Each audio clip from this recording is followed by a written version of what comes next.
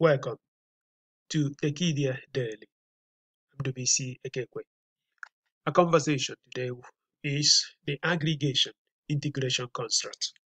Essentially, we'll be looking at how modern digital web businesses are designed and how they actually work, making it possible for them to scale across different communities, across different markets.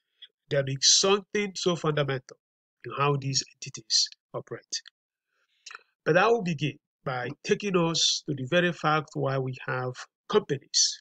We have companies because there are frictions in markets. Essentially, there is a need that exists in the market that individuals, because of the imperfect nature of our markets, cannot necessarily just do those things themselves. Demand and supply cannot have that frictionless interaction, and that is the reason why companies have to come. And because these companies have to come, it makes it possible that those companies actually have to earn a living. They have to earn revenue in the process of helping to fix those frictions.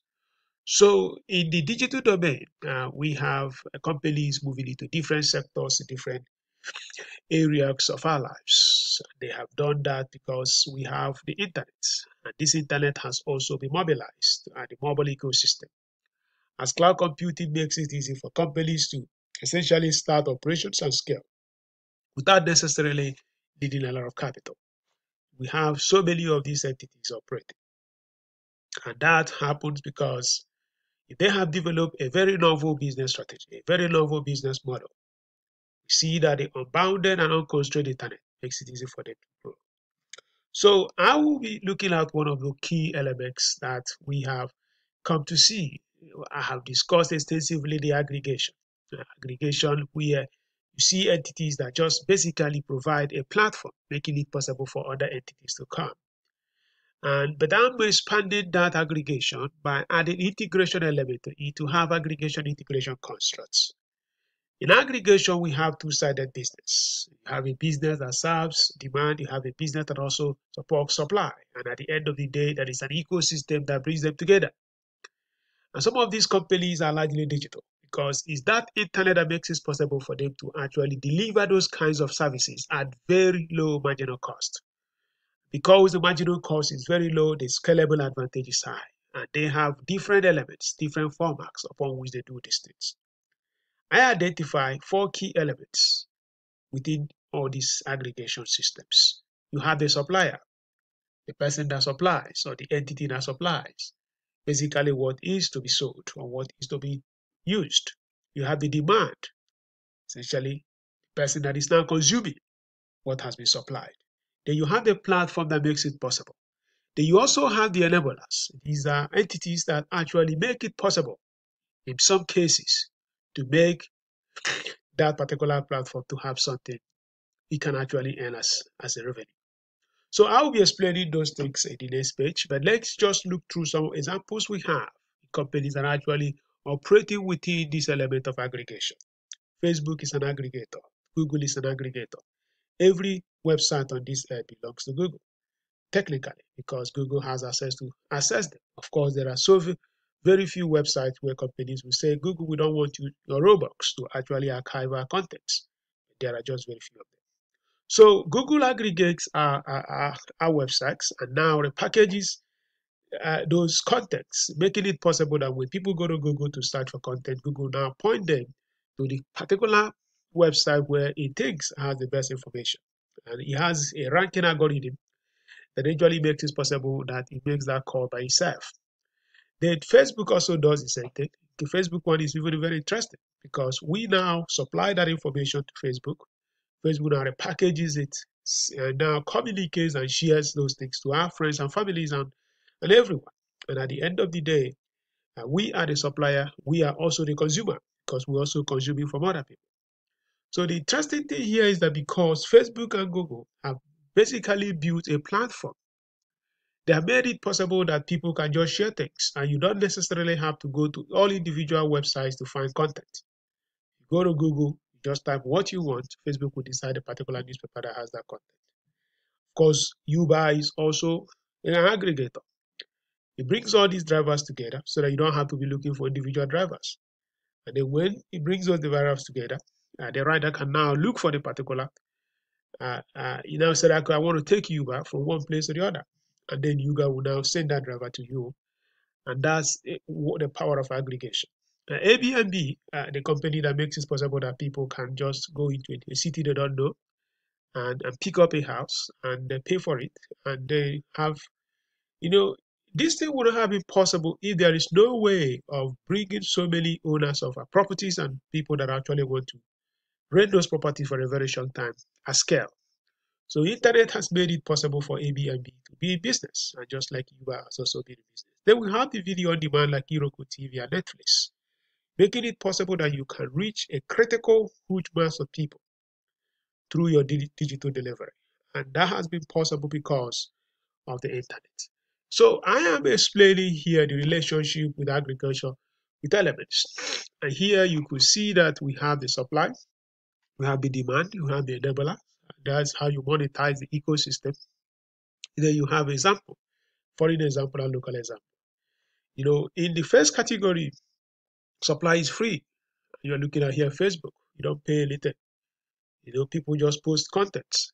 Everything is free. And the person that is consuming is actually largely is not paying anything.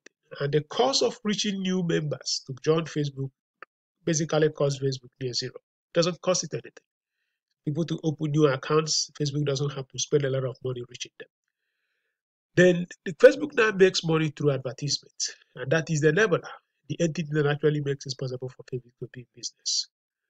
Now, there is another category of this aggregation, and there is one that neither owns or neither also controls any supply. Example is like a little car or Uber or Airbnb, where you are not the owner of that car, you are not the owner of that room in that whole house. But of course, there is a quasi level of relationship, but largely the owner of the car and the person that owns that room is largely dependent. So, but there is a marginal cost element to this business. And the marginal cost element is that the number of people that have cars is not just unlimited. There are many people that would not like to use their cars to drive.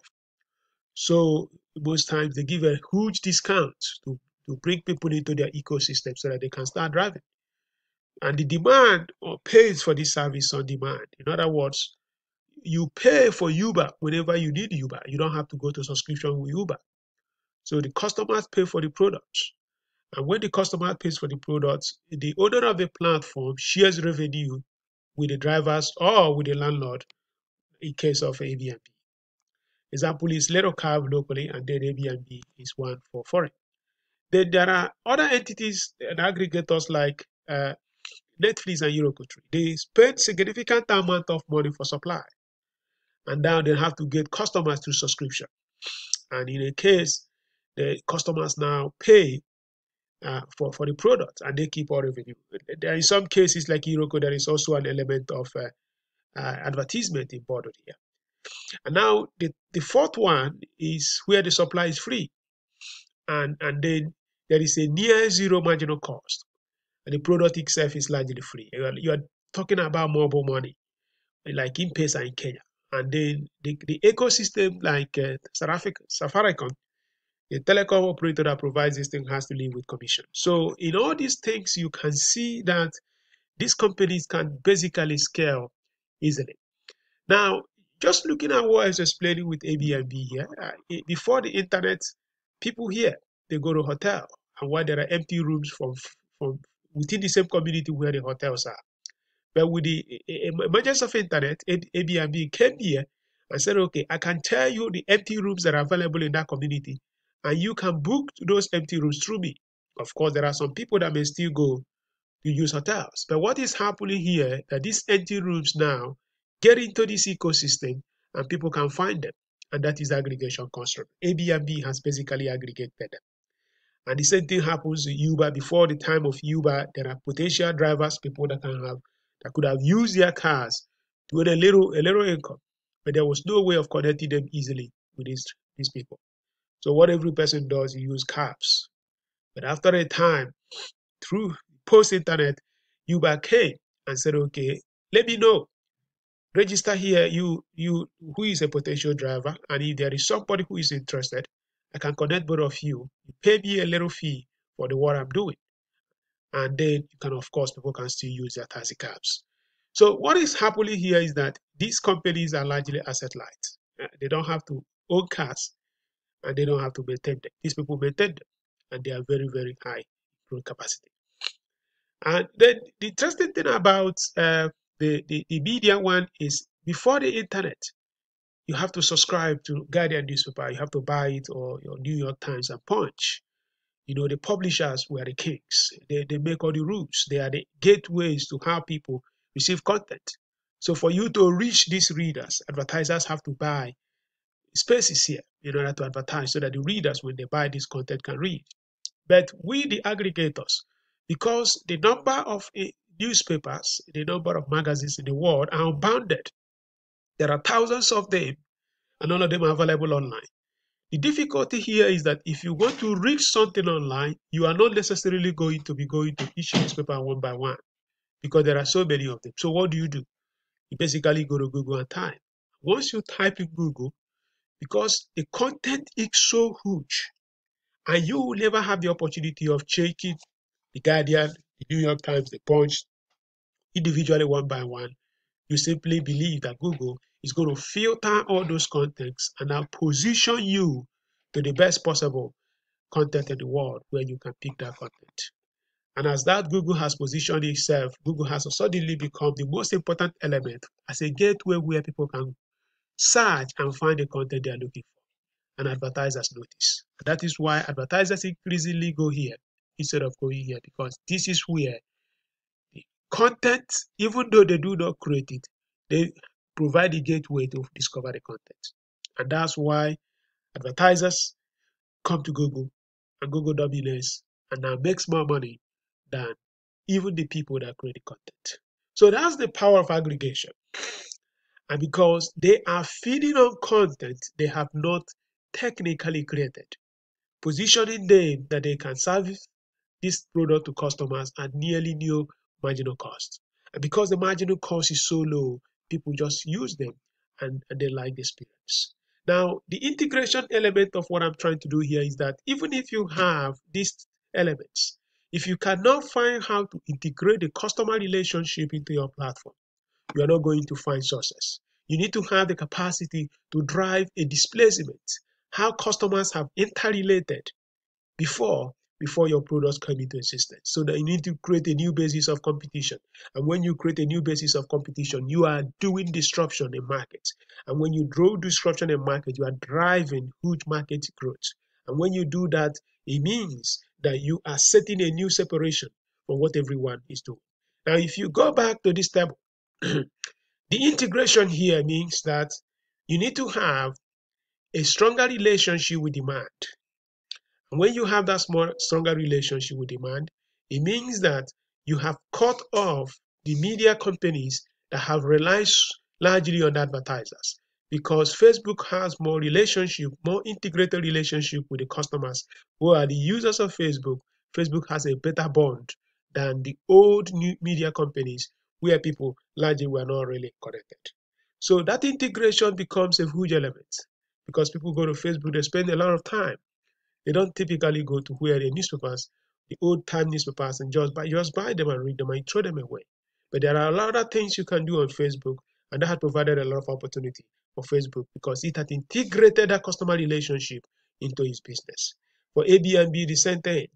You have essentially cut off that relationship with hotels by now building a superior customer engagement ecosystem. And the same thing happens with Iroko TV and Netflix. People now have more intimate relationship than just going to cinema. Now Iroko is with you anywhere you go. It's on your mobile ecosystem. It's a portable device. It's a system that is always with you. And that is a different thing from going to cinema, where the relationship has been linear. You go and watch in the cinema, you come back. Maybe next week you go. But in Iroko, it is every time. And that is where the customer relationship drives huge integration. And when you have that huge integration, you're going to see a very strong, massive disruption in the market. And of course, M-Pesa has changed the nature of banking. You are listening the Tekedia Daily. Thank you.